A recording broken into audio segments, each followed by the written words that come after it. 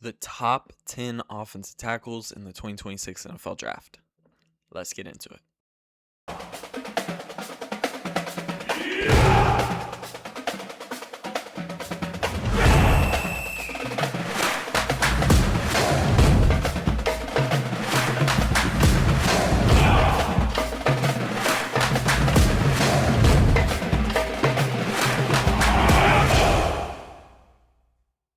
What's up, guys? Welcome back to my channel. Today, as you can see, we're talking offensive tackle prospects. I did say in my last video I want to get a mock draft out, but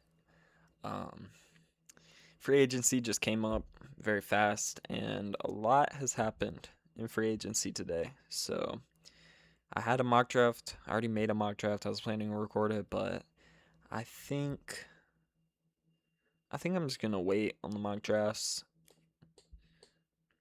Yeah, I'm just gonna wait on the mock drafts and post a couple more top 10 videos instead, positional rankings, because the draft is coming up very quick, and I need to start getting these rankings out.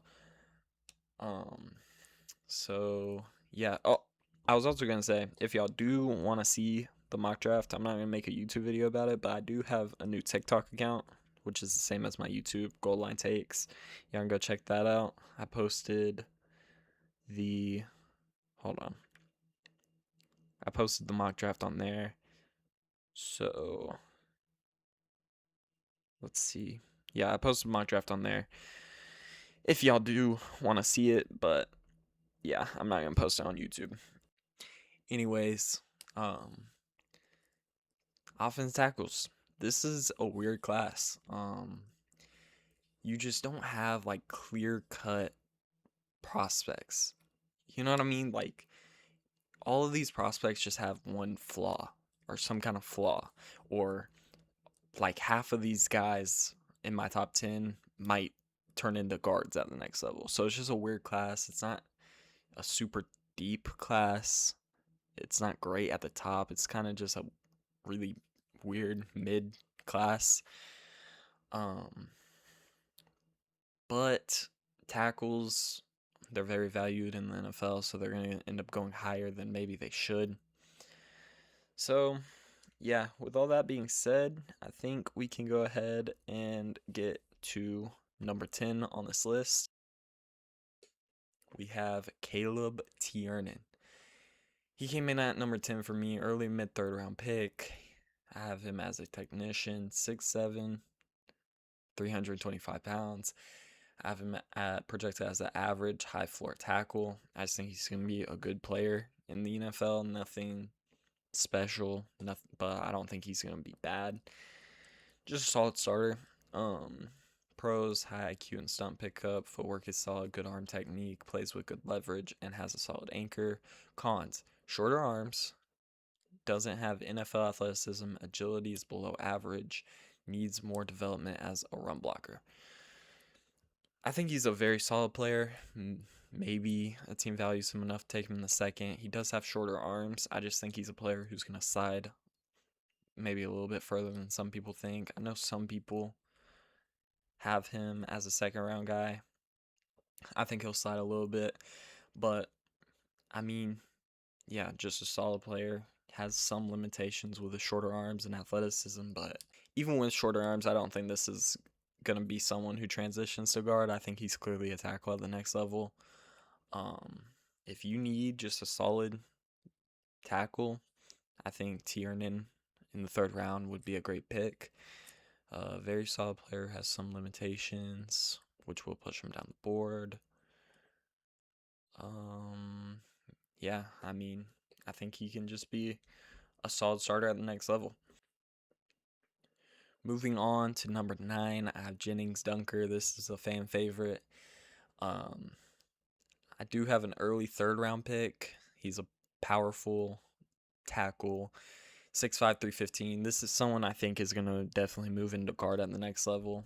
If I had to bet, he'd probably be the most likely to move into guard at the next level. I just don't think there's any chance he plays tackle. Mahler, who finishes every play through the whistle, very strong upper body, great in the run game.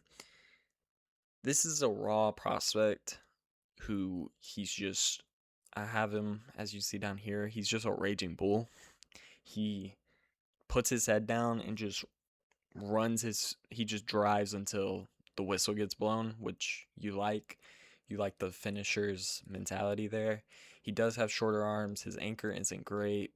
Plays very out of control and off balance, which is why I compare him to just a bull. Like, when the whistle blows or when the play starts, he's just wild.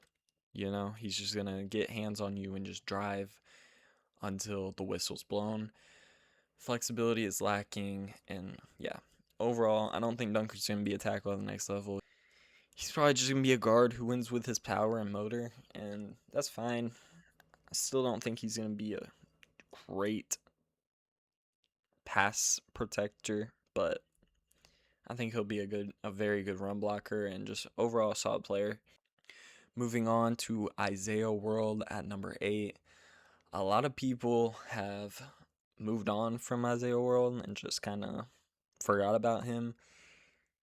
I have him late second, early third, which might be way too high for some people, but I look at him. He's still 6'8", around 320 pounds. He's a developmental guy. Um, Strong hand grip, good first step. I think he's a good player still that just needs to be developed more, which is kind of bad because he's an older prospect. I think he's 22 or 23. So, might push him down the board a little bit. I still think he's a fine player, and just his traits, the NFL really likes traits, and he's a traitsy tackle. So, somewhere middle of day 2, I think you could see him go, but he's kind of just he's a weird player. He's gonna go somewhere random. It just takes one team though, and yeah, I mean, I think he's a developmental guy at the next level, and we'll see if a team takes a shot on him in round 2. If not, I think he'll go anywhere in round 3.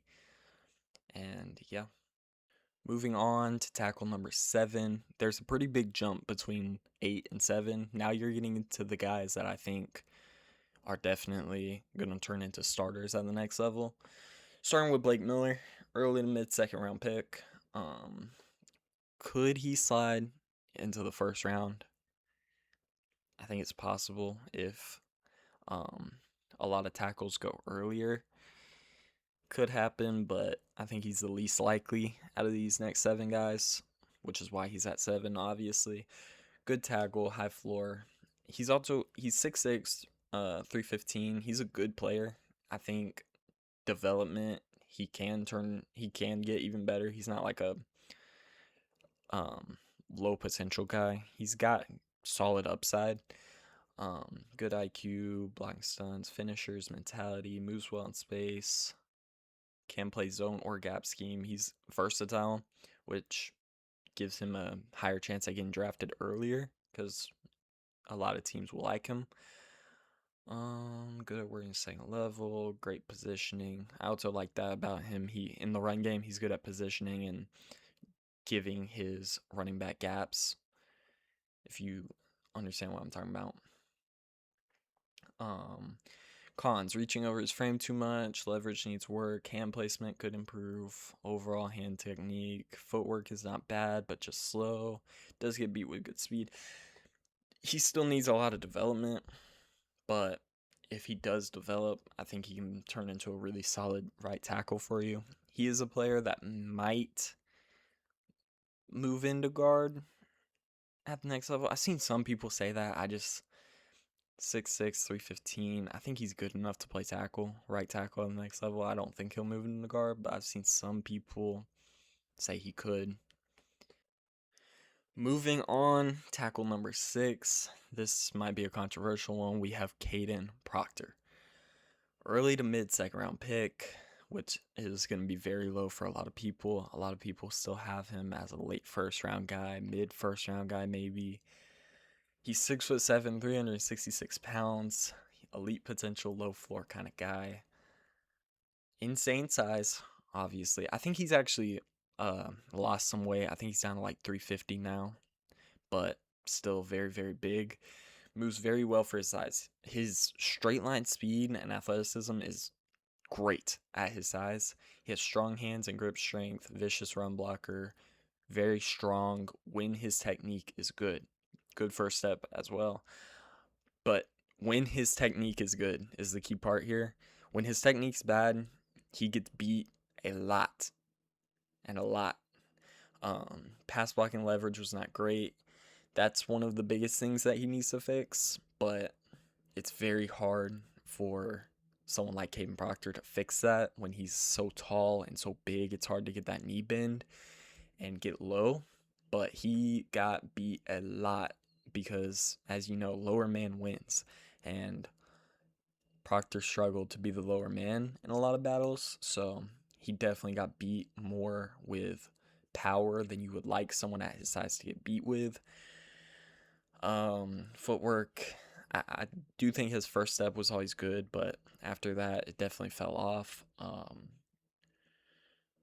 Flexibility at his size, this all needs to be taken with a grain of salt, because obviously at 6'7", 350, 360, 370, whatever he's at, he's very, very athletic for his size, but overall at the tackle position, it's underwhelming, and you add all this extra size, but then you're losing the leverage and stuff. So even though you're 30 pounds heavier, you're still getting beat with power.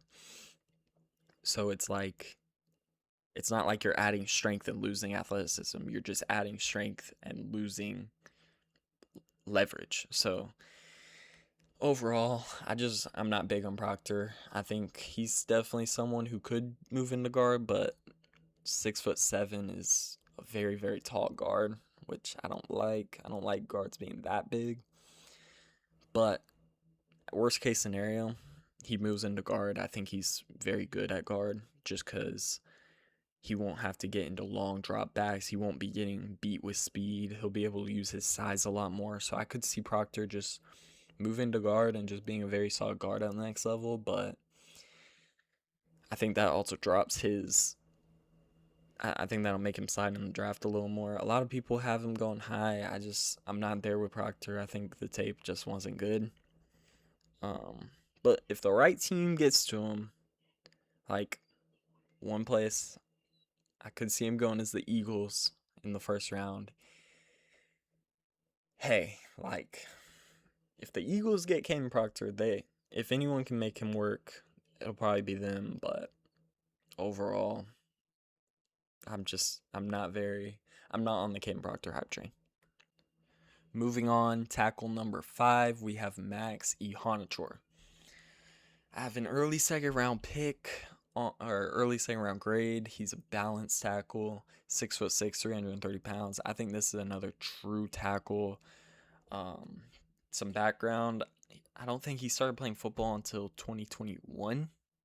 He was a basketball player, if I'm not wrong, so some of that athleticism shows him being a basketball player at this size. But he moved over to football like 4 or 5 years ago, instantly clicked. He's a very good player. He was good in college, but he's still very raw, obviously just coming over and playing football more recently. I actually don't know how old Ihonachor is. I can't remember if he's a younger player or an older player, so I'll look that up. But great size, better footwork than I expected. Good, very good agility at his size. He's very athletic at 330 pounds. Solid pass protector, good at working the second level, great athlete, high upside, and he also had a great Senior Bowl. He also had a really good combine as well. I didn't write that here, but he was very impressive in the combine. One of the most impressive combines for a tackle this year. And I think it's very possible he does slide into the first round. Okay, so he's 21 years old, but he's a redshirt senior, so I don't know how that works. As of March 2026, he's 21 years old as a redshirt senior. Yeah, I don't know how that works, but apparently he's a 21-year-old redshirt senior. There you go. Needs to improve as a run block. These are his cons. Needs to improve as a run blocker. Gives up his chest too much. Not the strongest anchor. Plays with high pad level. Does get beat with speed.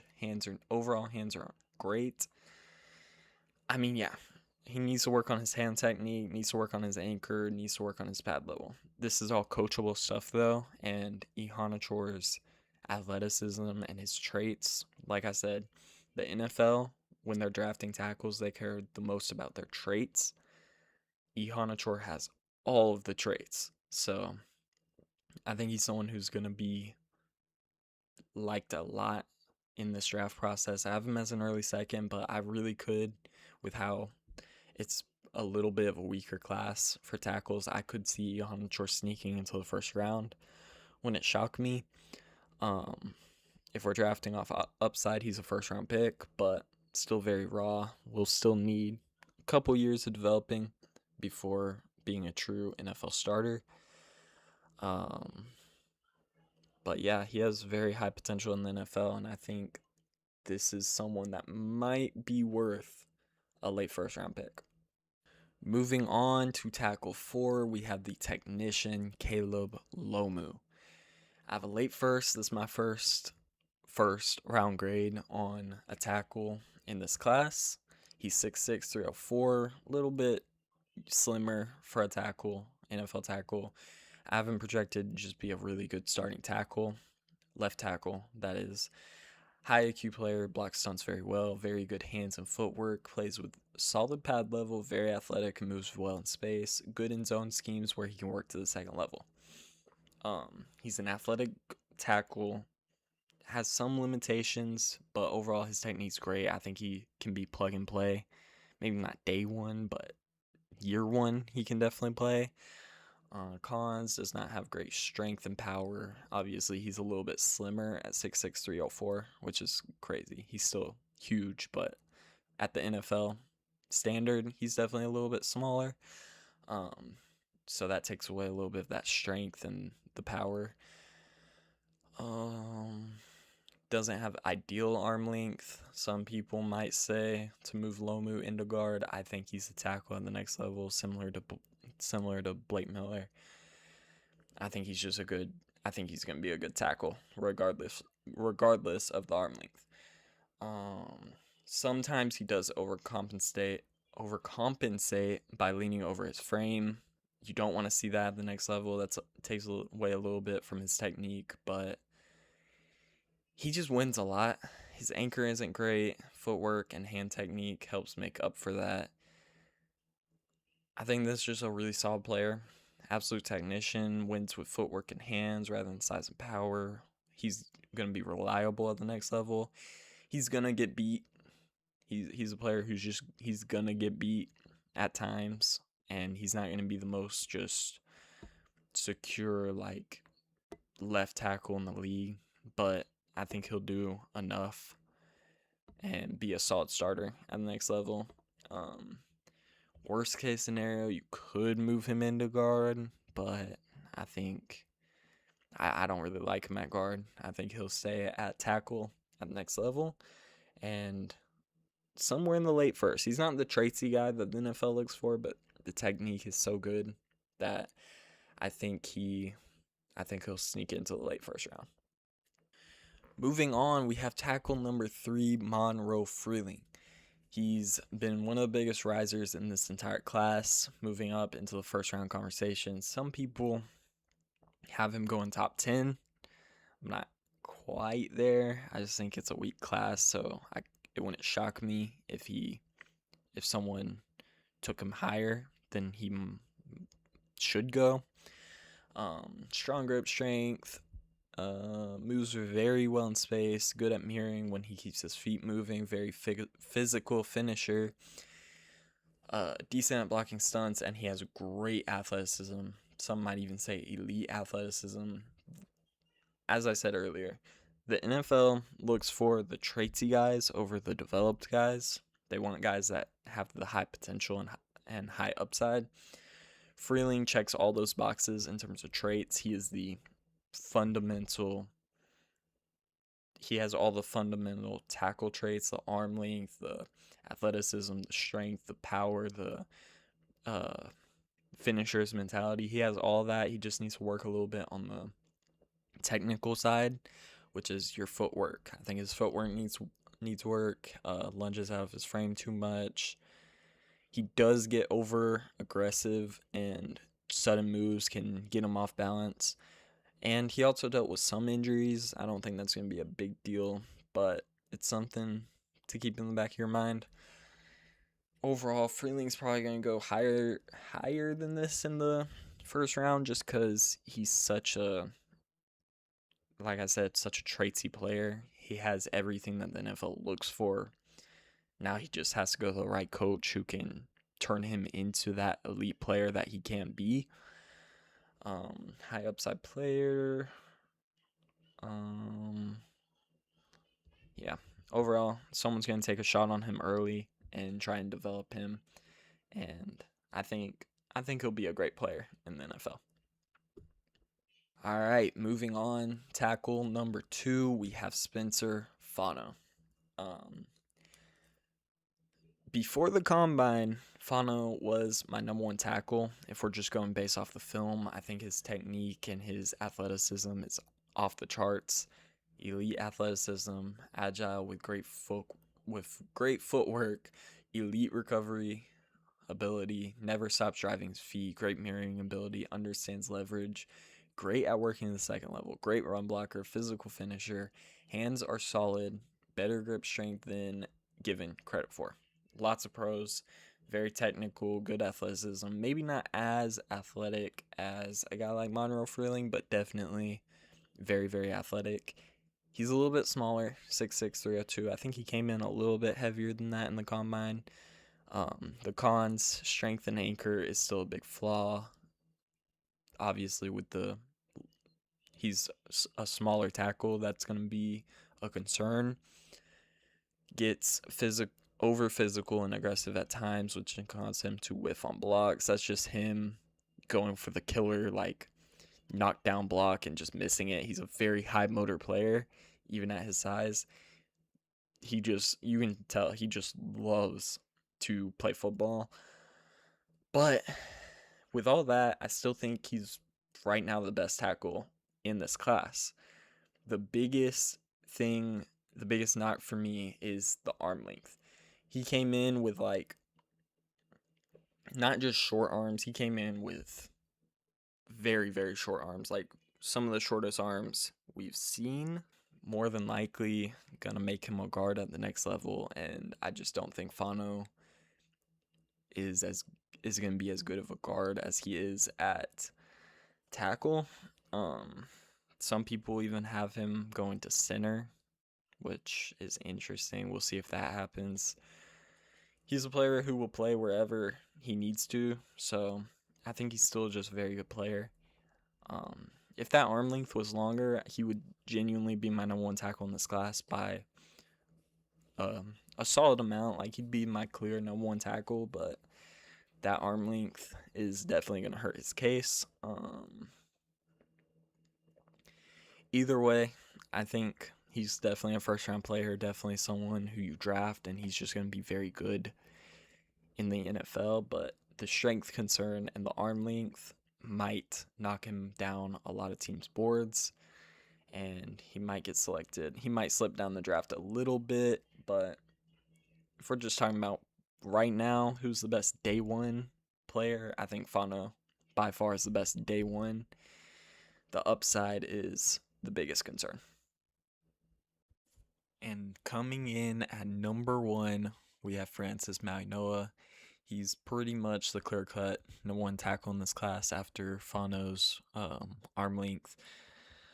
6'6", 315, coming in with an early first-round grade for me. He's a power tackle. I have him projected just as a great starter, but he could possibly turn into an elite one. Pros: very strong hands and anchor ability, physical finisher, very strong base, and overall good hand technique, and a great first step. Overall, he's good against power in the pass game, and he's good at in like a power run scheme. just shielding guys off in the running game. Cons: footwork still needs improvement at the next level. Lateral agility is not great. He does lose to speed more than you would like.